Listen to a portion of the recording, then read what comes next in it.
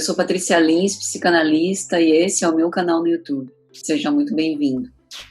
Hoje nós vamos abordar nesse quadro Pais, Mães, Filhos, Como Lidar, um tema muito interessante: classificações indicativas etárias, que é conhecido como aquelas classificações de filmes, né, que a gente conhece como classificações indicativas, que tem as tarjas, né, e as cores específicas, a livre, como L, cor verde, a de 10 anos, azul, a de 12 anos, amarelo, 14 anos, laranja, 16, vermelho e 18, preto. O que isso tem a ver com o conteúdo daquilo que os nossos filhos assistem? Será que essa classificação, em que bases ela foi feita, né? Será que ela realmente é uma classificação importante? Importante por quê? A gente pode ferir, ou seja, não seguir, não respeitar essa classificação e permitir que o nosso filho, por exemplo, que tenha 8 anos, assista algo que esteja mais adequado ou liberado a partir de 12? A gente pode fazer essa contemporização? Não, porque eu acredito que da forma como meu filho foi criado, ele tem uma cabeça boa, né? Ele já tem assim uma capacidade de simbolizar certos conteúdos, ele não vai ficar muito impactado com essas imagens. Acho que, né, o desenvolvimento cognitivo, neurocerebral do meu filho já permite, sim, que ele assimile, né, que ele tem assim um quociente, né, cognitivo, de inteligência acima da média. Isso também corresponde a uma realidade emocional um tanto quanto mais equilibrada e preparada. Será que é assim mesmo que acontece, né? Essas faixas são fixas, do tipo, não posso burlar de modo algum. Se eu estiver do lado do meu filho e assistir antes até, eu posso liberar para ele, né, caso a caso? Bom, como toda e qualquer classificação, é lógico que não se pensa na singularidade, na particularidade, mas sim no todo, da média geral do que se espera para um desenvolvimento emocional, intelectual de uma criança dessa idade. É lógico que isso varia a miúde, e cada criança é uma específica.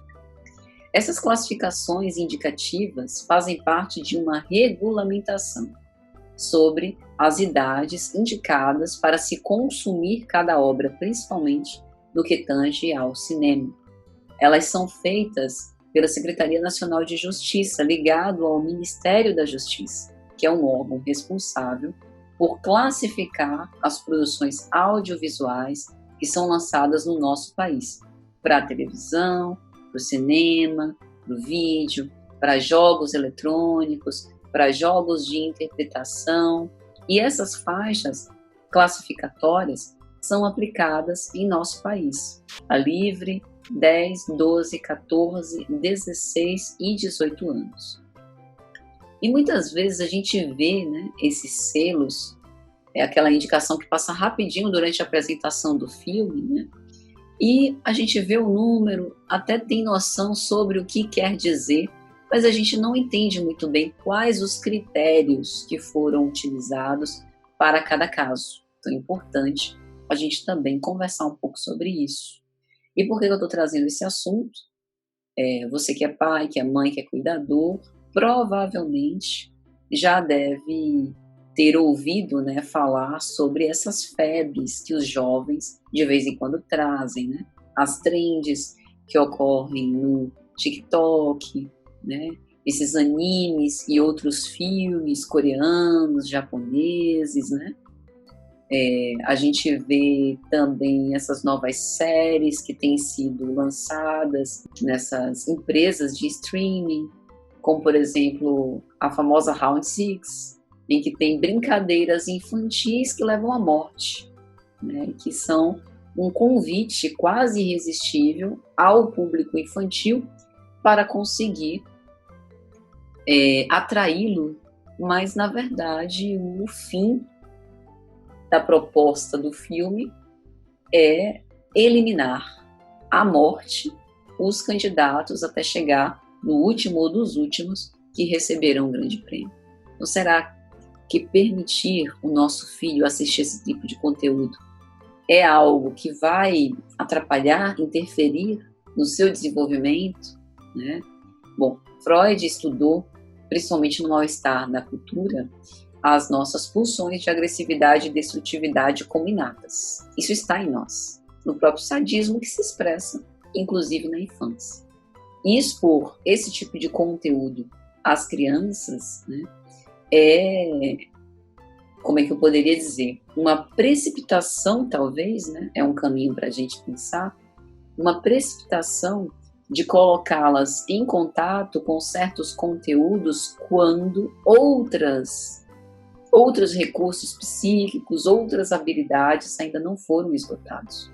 É diferente de receber esse tipo de descarga audiovisual num período de maior madurez.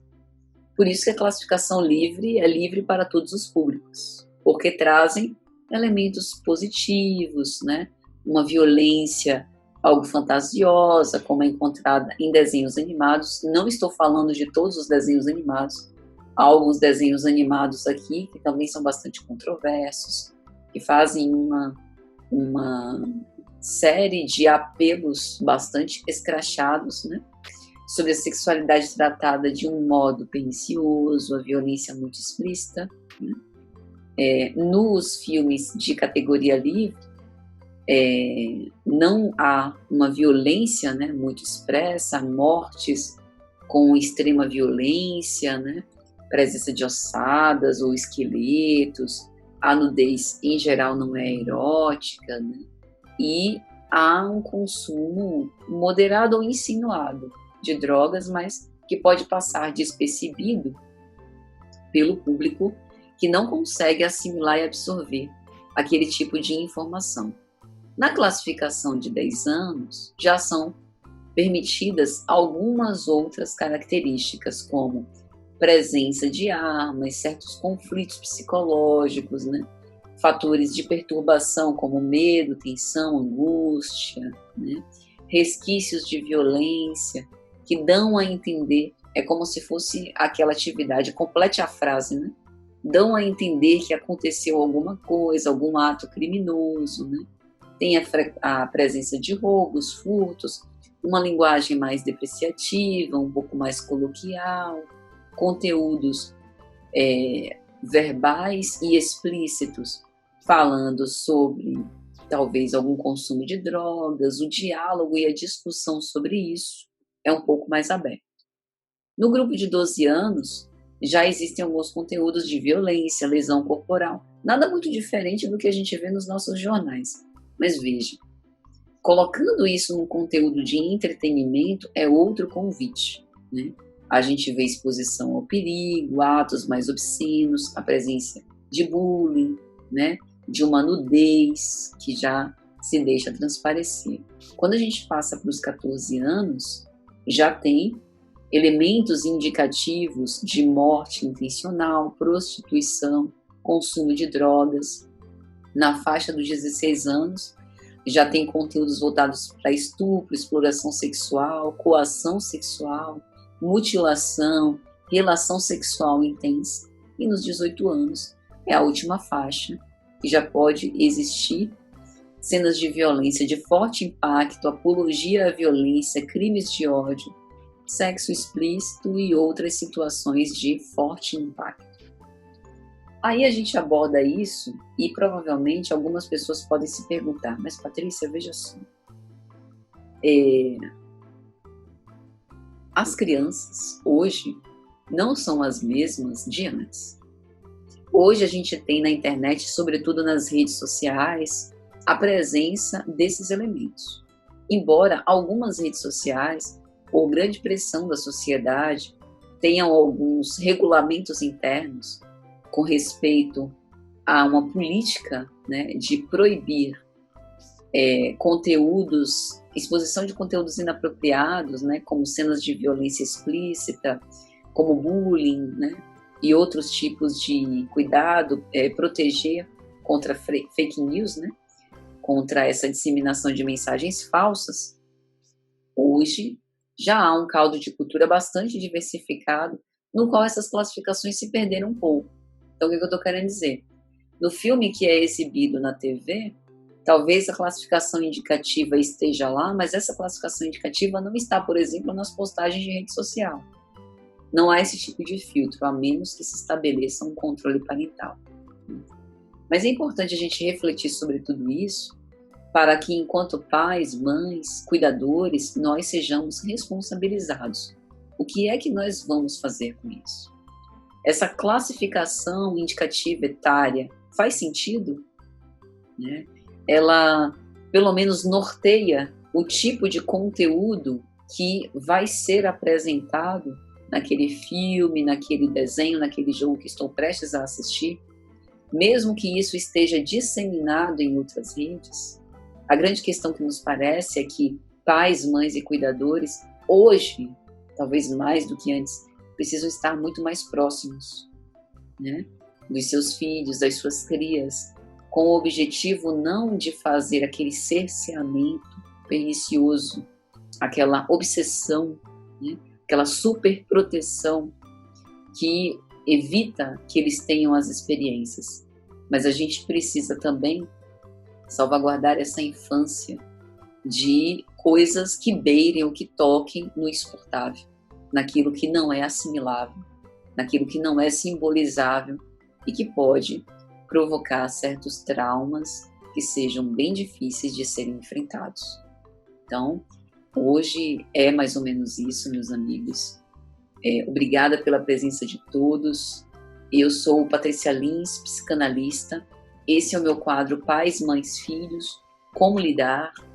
Hoje nós abordamos a classificação indicativa etária e espero que tenha ajudado de algum modo.